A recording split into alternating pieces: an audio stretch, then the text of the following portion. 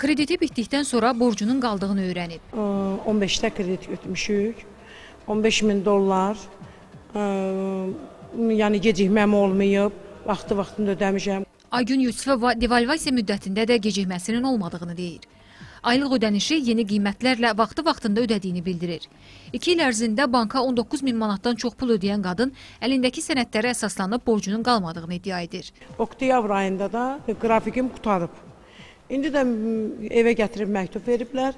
Dəfələrlə mənə təzyiq gəlir ki, sənin ora borcun var 10 min. Mən də 10 mini 5 min dollar deyir də, yəni ki 10 mini. Mənim də ona gücüm çatmır. Qadının evinə bank tərəfindən bir neçə dəfə xəbərdarlıq məktubu göndərilib. Onun ödəmədiyini gördükdə isə borc zaminlə tələb edilir. Qadın ona inanaraq zamin duran şəxsin iş yerində problemlə üzləşə biləcəyindən narahatdır. Mənə zaminlə qorxuzdur ki, mən Daxili İşlər Nazirinə məktub göndərəcəm, sənin zamını var, sən vermirsənsə ondan bizi tutacaq, nə əsası ilə. Bankdan qadına bildiriblər ki, adında olan mənzili və ya avtomobili sataraq borcunu ödəyə bilər.